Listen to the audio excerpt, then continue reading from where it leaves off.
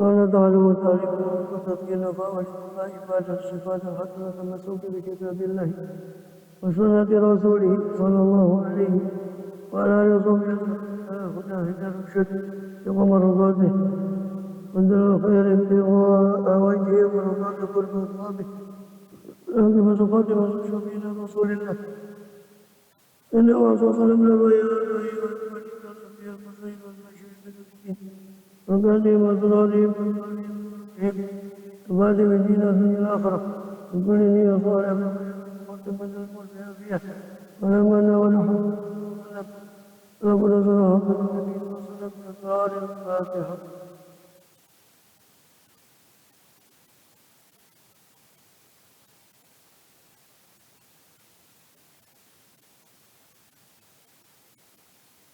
بسم الله الرحمن الرحيم الحمد لله رب العالمين به نستعين على أمور الدنيا والدين والصلاة والسلام على أشرف الأنبياء والمرسلين سيدنا نبينا حبيبنا وشفيعنا وقرة أعيننا محمد وعلى آله وصحبه أجمعين وعلى جميع التابعين لهم بإحسان إلى يوم الدين وعلينا معهم وفيهم برحمتك يا أرحم الراحمين. أما بعد الحمد لله وسبحانك إنك أنت العليم الحكيم. رب اشرح لي صدري ويسر لي أمري واحلل عقدة من لساني يفقه قولي. آمين والحمد لله.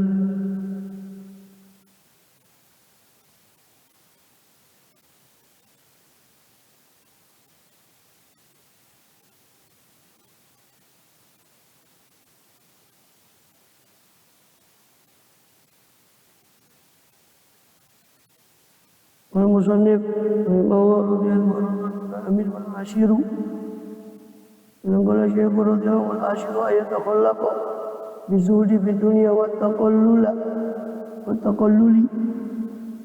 والعشير أن يتخلق بالزهد في الدنيا والتقلل منها بقدر الإمكان الذي لا يضر بنفسه أو بإياله على الوجه المعتدل من القناعة.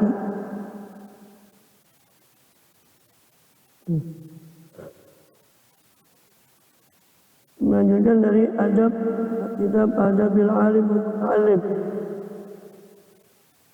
Saya pada Syekh Alimul Allamah Muhammad Hashim bin Ash'ari rahimahullah radhiyallahu anhu Abu Anabi Amin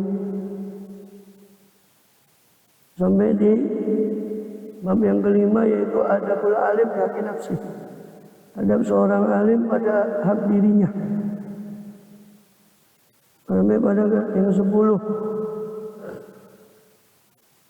Al-Ashiru, adapun yang ke-10 daripada Adabul Alim ayat akhlak, hendaknya berakhlak siapa alim bizuhdi, dengan kezuhudan di dunia, dalam dunia, wa taqalluli, dan menyedikitkan minha daripada dunia qadril imkani, dengan sekedar kemungkinan, kadar yang memungkinkan, alladzi la yadurru bi nafsi, yang tidak memberi madarat kepada dirinya, au bi iyali, atau memberi madarat kepada iyal, keluarganya yang dia tanggung, alal wajhil mu'tadili, menurut sisi yang mu'tadil, yang sedang, minal qanaati, berupa sifat qanaah, daripada sifat qanaah, menerima pemberian Allah SWT.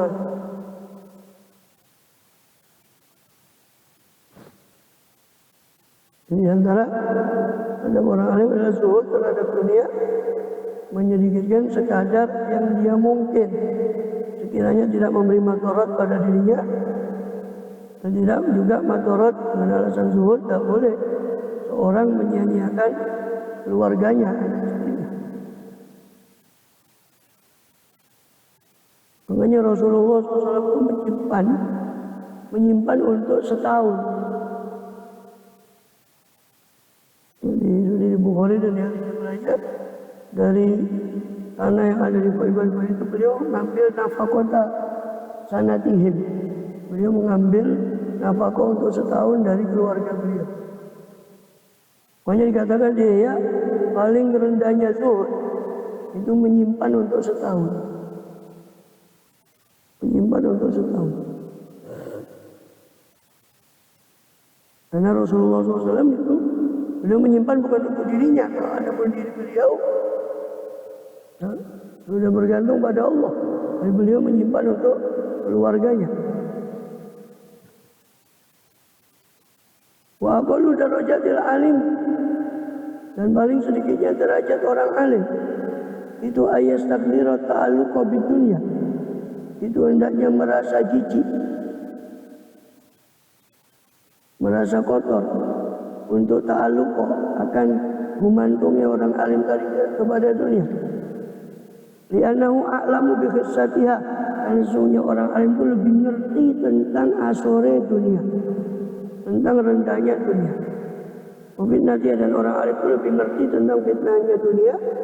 Wa sur'ati zawaliha, dan orang alim itu lebih ngerti tentang cepatnya hilangnya dunia. Wa kasrati ta'abiha, dan dia lebih ngerti tentang banyaknya payahnya dunia. Karena dia lebih ngerti, orang alim itu lebih ngerti bahwa ahaqqu bi adamil iltifati ilaiha, maka dia orang alim itu lebih berhak untuk tidak menoleh ilaiha kepada dunia. Wal istighali, dan tidak sibuk bihumumiha, dengan prihatinnya dunia, dengan keluh kesah kesumpakannya dunia. Karena dia paling ngerti, orang alim paling ngerti tentang hakikat dunia. Harusnya dia, karena paling ngerti tentang hakikat dunia, harusnya dia yang paling tidak bergantung pada dunia itu, lebih bergantung pada Allah. Bukan tidak memiliki apa-apa ya, maksudnya bergantungnya hati kepada Allah. Apa yang dia miliki itu dia tidak sandarkan dirinya pada apa yang dia miliki, bahkan pada kekuatannya. Waruwiya anhu sallallahu alaihi wasallam azaman qoni'ah yabna'u wa zalaman qami'ah ayat.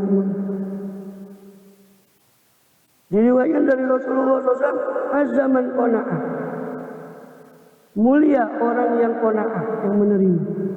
Wa zalaman qama'ah, dan rendah orang yang tamak, yang rakus, ngarep-ngarep apa yang ada pada orang.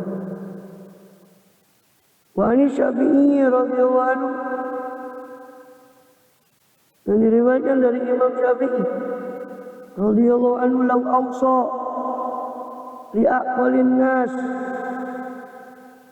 li'aqwalin nasi surifa ila suhadi, ya, falaita syi'ri man ahaqqu minal ulama'i bizadatil aqli kamali. Ini dari Imam Syafi'i, bahwa Imam Syafi'i berkata, lau awsa,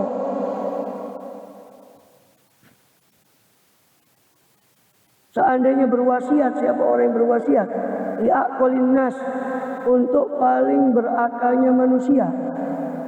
Seandainya ada orang yang menghasilkan harta, ini harta saya untuk yang paling berakalnya manusia, untuk manusia yang paling berakal, surifah, maka disalurkan apa wasiat tadi ila zuhadi, kepada orang zuhud, kepada para orang-orang yang zuhud. Karena orang zuhud itulah yang paling, manusia yang paling berakal. Dan orang zuhud itulah manusia yang paling berakal. Karena dia yang paling menjauh dari dunia, itu yang paling berakal. Falaita syi'ri, aduh seandainya saya mengerti, aduh seandainya pengetahuan saya, pengertian saya mengerti man ahaqqu minal ulama, siapakah yang lebih berhak dari ulama daripada ulama, ketimbang ulama, bi ziyadatil akli, dengan pertambahan akal, wa kamali, dan kesempurnaan akal. Karena saya tahu siapa yang paling berhak untuk menyandang pertambahan akal dan kesempurnaan akal kecuali para ulama. Dan harusnya para ulama yang paling ngerti hakikat dunia. Ketika dia ngerti hakikat dunia, dia zuhud, bersikap zuhud terhadap dunia. Dan orang yang zuhud terhadap dunia itu orang yang paling berakal. Menurut sabda Rasulullah, al-kaisu mandana so'amila ma'badal maut. Orang yang cerdas itu orang yang menundukkan hawa nafsunya dan beramal untuk setelah kematian. Itu orang yang cerdas. Qala Yahya bin Mu'adz, dan berkata Yahya bin Mu'adz, "Lau kanat dunya tibran yafna." Seandainya dunia itu emas dan musnah, emas yang musnah, yang akan musnah. Wal akhiratu khazafan yabqa, dan seandainya saja akhirat itu kereweng, yang yabqa, yang kekal. Lakana yang bagi lil akil, maka sungguh ada apa kelakuan yang bagi lil akil, seyogyanya bagi orang yang berakal itu isarul qazafi, apa mendahulukan kereweng yang baki, yang kekal, al-baki, ala tibril fani, atas emas yang musnah. Ya, seandainya saja dunia itu emas, tapi pasti sirna, pasti hilang. Dan akhirat itu kereweng, barang yang terbuat dari tanah liat, seperti apa, kendi dan seperti itu kereweng. Akhirat itu kereweng tapi kekal.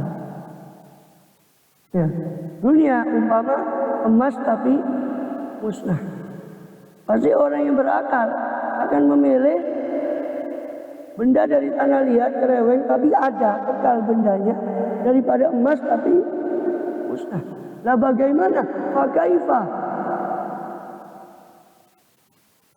Moga hale opo, dalam keadaan bagaimana? Wa dunya khazafun, sedangkan dunia ini kereweng, fanin dan musnah, wal akhiratu tibrun baqin, sedangkan akhirat itu emas dan kekal. Ya kan? Nah bagaimana kebalik? Dunia ini sudah kereweng, musnah. Akhirat emas, kekal. Padahal seandainya saja akhirat itu kereweng tapi kekal, dan dunia ini seandainya itu emas tapi musnah, pasti orang berakal akan memilih yang kekal daripada yang musnah. Nah bagaimana sedangkan keadaannya terbalik? Sangat terbalik, dunia ini kereweng dan musnah, akhirat itu emas dan kekal. Wa haqiqun liman alimah, dan itu pantas liman alimah, bagi orang yang mengetahui annal mala matrukun liwarithin, bahwasanya harta itu ditinggal untuk pewarisnya, wa musobun bi'adithin, dan harta itu bisa terkena bala dengan satu kejadian peristiwa. Ayakuna, utawi ayakuna, adapun hendaknya ada zuhud, dan orang yang mengerti hal itu, ia terhadap dunia aqwa min raghbati, lebih kuat daripada kesenangan dia kepada dunia. Ini pantas orang yang watarkuhu aktaru min talabihi, dan ada apa tarkuhu aktaru, dan meninggalkannya dia kepada dunia lebih banyak daripada mencarinya dia kepada dunia. Jadi pantas, kata beliau, haqiqun liman alim, pantas bagi orang yang mengerti bahwa harta ini bakal ditinggalkan kepada ahli waris. Ya kan? Dan harta ini bisa terkena musibah, banyak kan? Kalau kaya tiba-tiba Allah hancurkan. Terkena musibah, harta ini rawan terkena musibah. Orang yang ngerti seperti itu, bahwa harta ini adalah milik ahli warisnya. Satu kali di Bukhari, Rasulullah itu mengatakan kepada sahabatnya, Man kana malu warzi ahabu ilai min mali. Siapa di antara kalian yang harta ahli warisnya lebih dia cintai daripada hartanya sendiri? Siapa di antara kalian yang harta ahli warisnya lebih dia cintai daripada hartanya sendiri? Maka semua menjawab, tidak mungkin ya Rasulullah. Pasti orang itu mencintai hartanya sendiri. Iya, daripada harta ahli waris. Tidak mungkin ya Rasulullah. Pasti orang itu mencintai hartanya sendiri. Maka Rasul mengatakan, ketahuilah, yang kau punya ini harta ahli waris. Yang kau sedekahkan, yang kau ajukan ke akhirat, itu adalah hartamu. Tapi kan orang lebih cinta harta ahli warisnya daripada hartanya sendiri. Lebih senang mengumpulkan nombor-nombor dunia daripada dia menganukan ke akhirat yang itu bakal menjadi hartanya sendiri. Orang yang ngerti seperti itu, harusnya kata beliau, kezuhudannya lebih kuat daripada cintanya pada dunia. Dan meninggalkannya dia kepada dunia lebih banyak daripada mencarinya. Wal hadi asyar, yang ke-11, adab yang ke-11 dari adabul alim. Adapun adab yang ke-11 dari adabul alim itu ayat aba'adah, hendaknya menjauh orang alim itu. Andani ilmu kasibi, dari rendah-rendahnya mengumpul jiwa, rendah-rendahnya mata pencarian. Waradilatihi, dan hina-hinanya pencarian. Obaan, pada tabiat, pada wataknya. Wa an makruhiha, dan menjauhkan diri dari makruh-makruhnya mata pencarian. Adatan, pada kebiasaan manusia. Wa syar'an, dan pada syariat. Kal hijamati, seperti cantuk. Wa dibaghati, dan menyamak kulit. Wa sorfi, dan menukar uang, menukar dinar dirham. Wa siyaghati, dan pengrajin perhiasan. Wa nawi dzalika, dan semacam itu.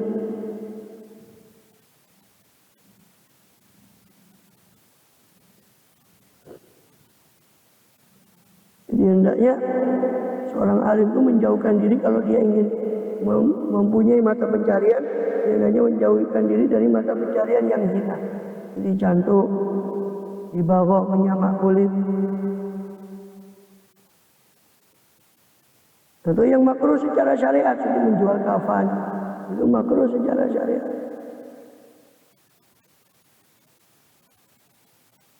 Ya. Jadi kalau dia mau cari mata pencarian, meskipun halal ya, semua itu halal ya. Yang disebut itu halal, cuma kasor, dianggap orang itu suatu yang hina, itu tidak pantas dengan kemuliaan ilmunya. Bukan berarti dia sombong, tidak. Tapi khawatir terhinakan ilmunya tadi. Kalau dia mau cari mata pencarian, jangan cari mata pencarian yang rendah. Secara tabiat, tobaan, secara watak tabiat, atau adatan wasyar'an, atau makruh secara kebiasaan dan syariat.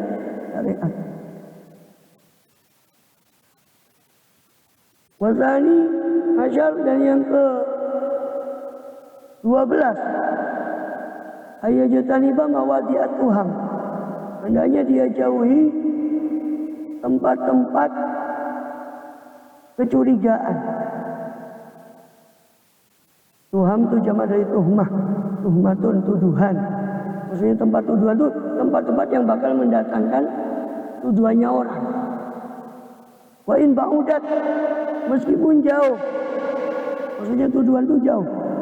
Oh, saya kan kiai, tidak mungkin disuudzoni sama orang. Jangan bilang begitu. Kanjeng Nabi itu, ya kan? Tidak tahu disebutkan ada riwayatnya di sini tentang Sofia ya. Nanti riwayatnya disebutkan ini.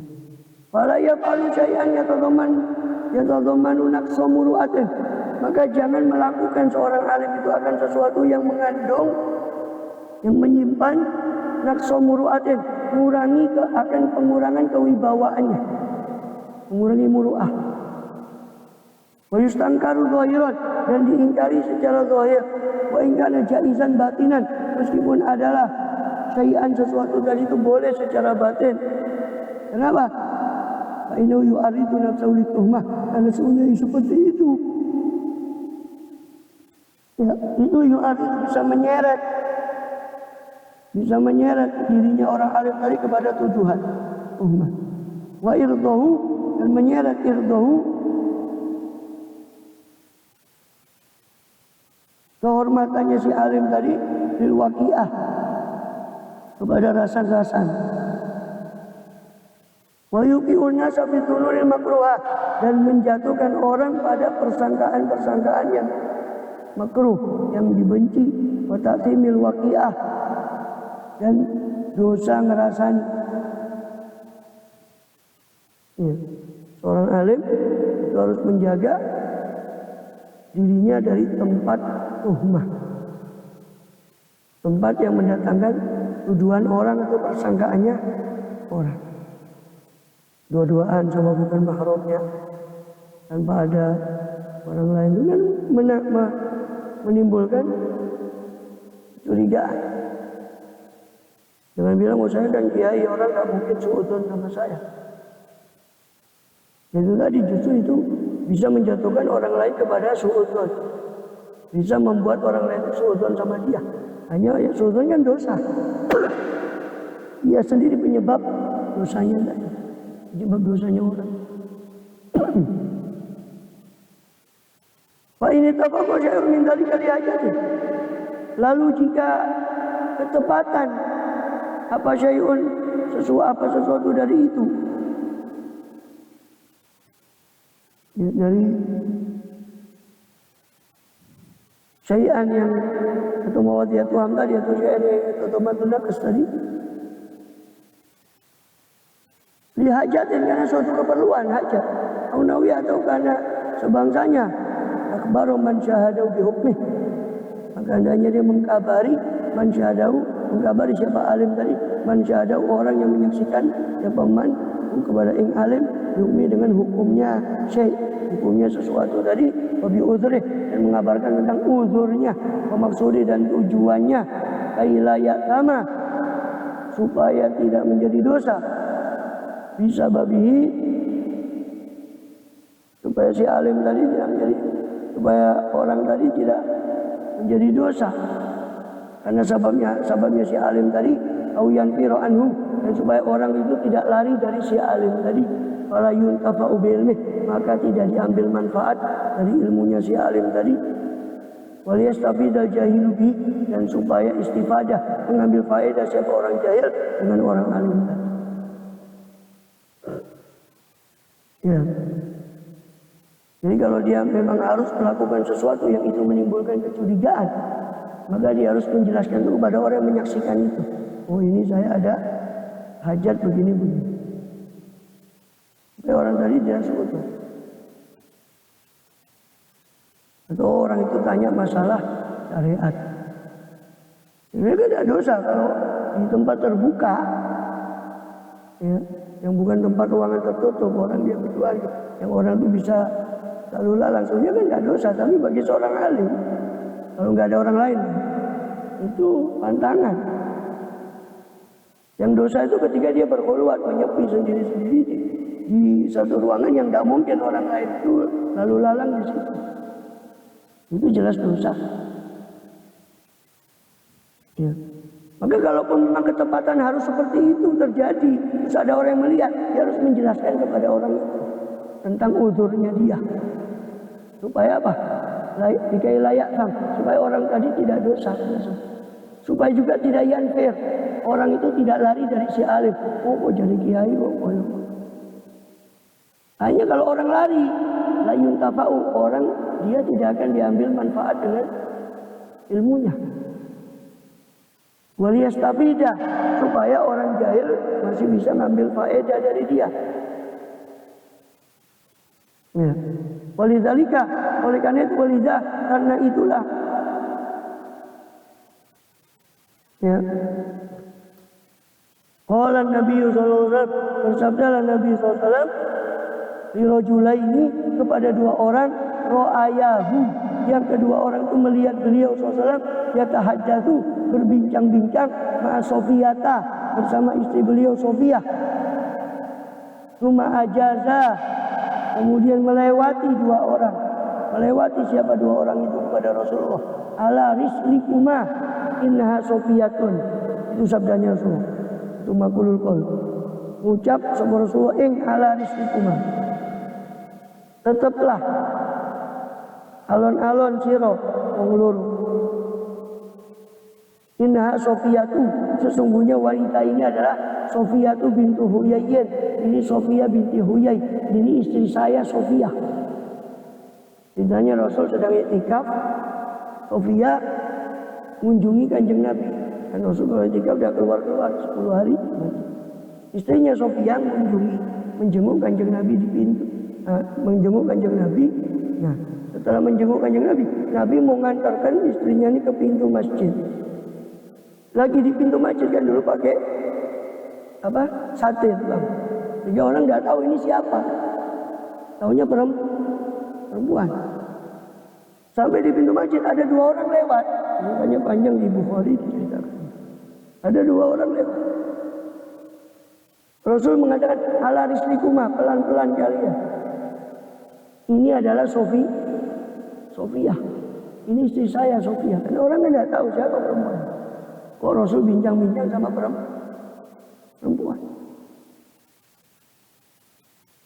Rasul bilang, innaha Sofiyah. Ini Sofiyah binti Huyay, istri saya.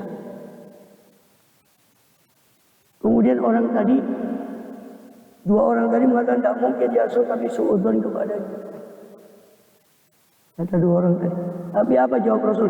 Maka kemudian bersabda Rasulullah SAW, inna syaitana yajri min ibni Adam majrad dam. Sesungguhnya setan itu mengalir dari tubuh Bani Adam majrad dam, seperti pada tempat aliran darah.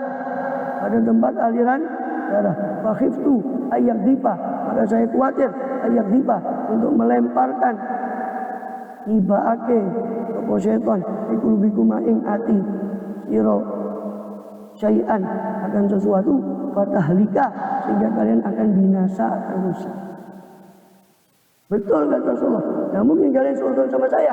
Cuma kata Rasulullah, saya khawatir karena setan itu mengalir aliran darah. Saya khawatir setan melemparkan sesuatu pada hati kalian. Padahal orang itu sudah bilang gak mungkin ya Rasulullah. Betul, tapi dijawab, ditimpali sama Rasulullah. Ya betul, gak mungkin, tapi saya khawatir setan melemparkan sesuatu pada hati kalian. Wasalita asyara, dan yang ke-13, ayyuhafizu alal qiyami bi syairil Islam, menjaga untuk qiyam, untuk selalu menegakkan syiar-syiar Islam. Hendaknya menjaga siapa orang alim untuk menegakkan syiar-syiar Islam wa dhawahiril ahkam, dan dhahir-dhahir hukum. Kaiqamatis sholat, disuruh mendirikan sholat di masjidil jamaati, di masjid-masjid jamaah, wa ifsya'is salami, dan ifsya'us salam, menebarkan salam lil khawasi wal awami, untuk orang yang khusus dan orang yang umum. Wal amri bil ma'rufi, dan amar ma'ruf, wa nahyi 'anil munkari, dan nahi munkar, ma sabri 'alal adha, bersama dengan kesabaran atas gangguan. Shadi'an bil haqqi, ya.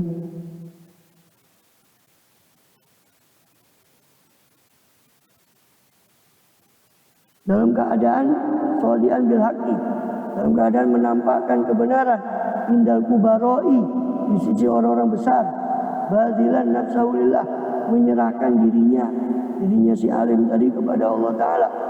La yakhafu bihi laumata laim, tidak takut siapa alim tadi bihi, pada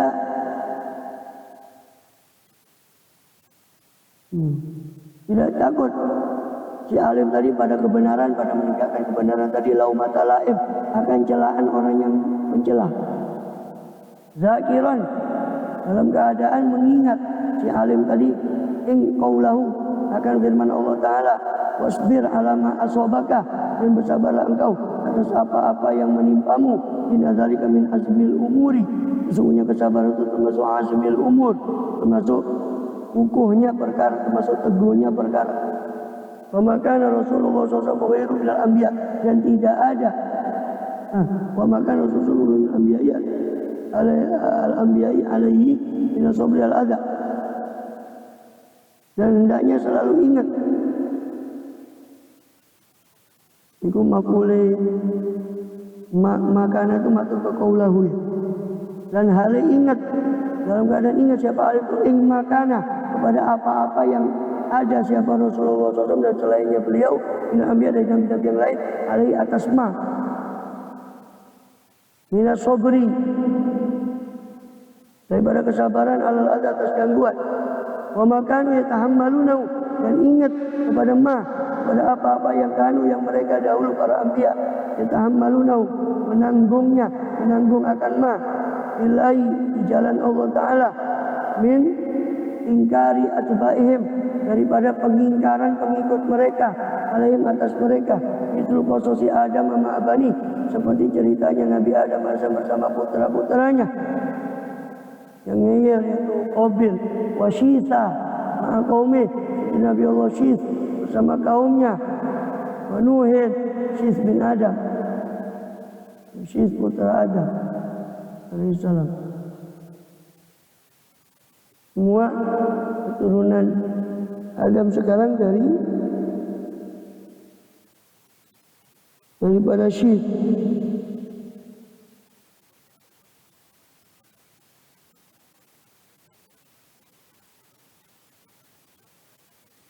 Wa Nuhin wa Hudin wa Saleh, dan juga apa seperti kisahnya Nabi Nuh, Nabi Hud, Nabi Saleh ma'a qaumihim, bersama kaum mereka, yang ditentang semuanya. Nuh ditentang oleh kaum Yahud, juga begitu Saleh alaihissalam. Wa Ibrahim, juga kisahnya Nabi Ibrahim ma'a Namrudah, bersama Raja Namrud, wa Abi, dan bersama ayahnya itu Azar. Wa Yaqub ma'a Bani, dan Yaqub bersama anak-anaknya dalam hal melindungi Nabi Yusuf. Wa Yusuf ma'a ikhwatihi, dan kisah Yusuf bersama saudara-saudaranya. Wa Ayyuba, dan kisah Ayyub, wa mabtuliya bi, dan apa-apa yang diujikan kepadanya pada Ayyub, apa yang diujikan apa mabi kepada Ayyub, atau apa yang diujikan Ayyub dengan ma. Wa Musa ma'a Bani Israil, dan Musa, dan kisah Musa bersama Bani Israil pada mana jauh minal bahari, setelah mereka selamat dari laut, setelah dari Laut Merah dipukulkan tongkat, apa kaumnya Nabi Musa ini apa membangkang di gurun, minta makanan, dikasih manna was salwa. Setelah dikasih manna was salwa, minta lagi yang lain, bosan ya Musa, manna was salwa saja. Ud'u lana rabbaka yukhrij lana mimma tunbitu al-ardu min baqliha wa qithaiha wa humiha wa adasiha wa basaliha. Bu ya Musa, manna was salwa saja bosan. Bu ya kamu doa sama Tuhan supaya keluarkan macam-macam sayur mayur, katanya. Musa bersama Israel setelah selamat dari laut. Isa ma'a ashabil Maidah, dan kisah Nabi Isa bersama ashabul Maidah, ya kan? Orang yang diturunkan makanan kepada mereka dari kaum Nabi Isa. Ya Isa bersama hal yasati rabbuka yunzil alim ma'idatan minas sama. Apa bisa wahai Isa, Tuhanmu menurunkan hidangan dari langit? Tidak bisa mengatakan ittaqullah, takwalah kamu kepada Allah. Sudah enggak usah minta macam-macam. Tetap ngeyel minta makan, yang diturunkan. Tapi Allah berjanji siapa yang kafir setelah ini, saya akan azaban la yu'adzibu azaban ada minal azab. Saya akan nyiksa kaummu ini nanti, siapa yang ngeyel ingkar setelah ini, saya akan siksa dengan siksaan yang tidak pernah disiksa kepada seluruh alam. Hanya dirubah menjadi kera dan babi. Jadi babi. Muhammadin SAW qaumi, Dan apa yang kisah Nabi Muhammad bersama kaumnya banyak. Bagaimana Quraisy menentang Rasulullah. Bagaimana mereka hampir Abu Jahal, Abu Lahab hampir usaha membunuh Rasulullah SAW bin Abi Mu'aid. Summa ma'asabihi yawmil Hudaybiyah. Kemudian bersama para sahabatnya pada perang pada saat perjanjian Hudaybiyah. Yawmal qismati, dan pada hari pembagian pembahasan perang. Yang di situ ada orang mengatakan adillah ya Muhammad.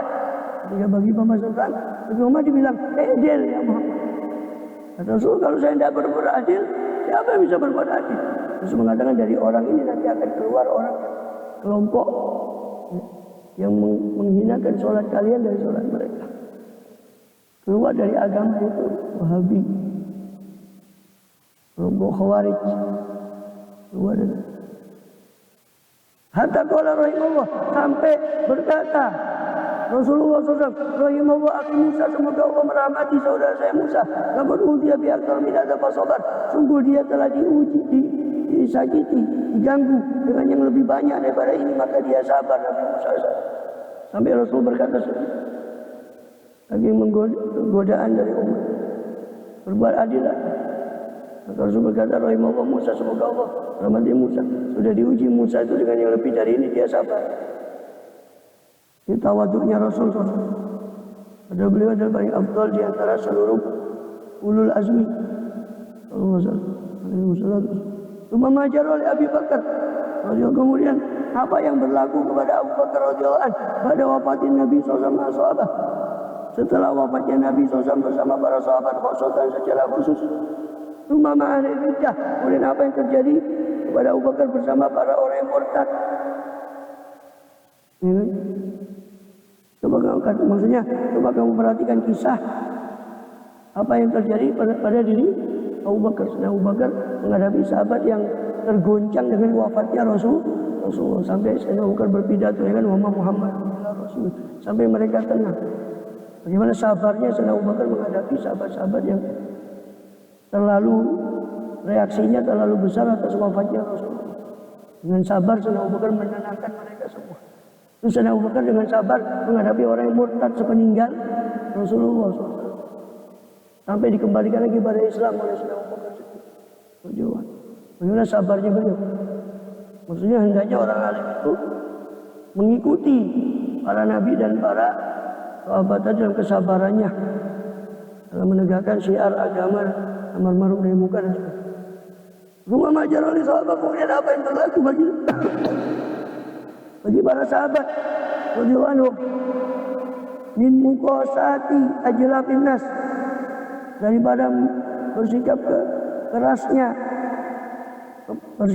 terhadap ajlafin nas, terhadap manusia-manusia yang kasar. Ala kasrati ikhtilafil maqasid, atas banyaknya perbedaan tujuan mereka. Ya kan? Gimana sahabat menghadapi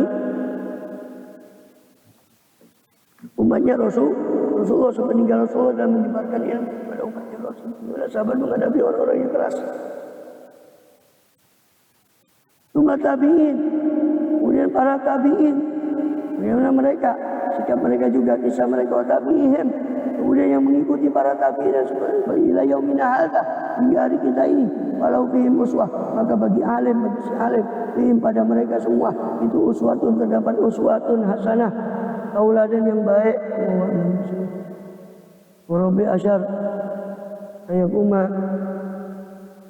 bi'izhari sunnah, hendaknya menegakkan untuk jumenang untuk menampakkan sunnah-sunnah Rasulullah dan mematikan bid'ah. Itu adalah adab orang alim.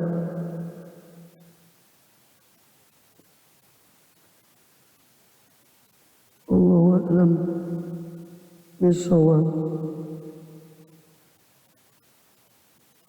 Nah, bismillah.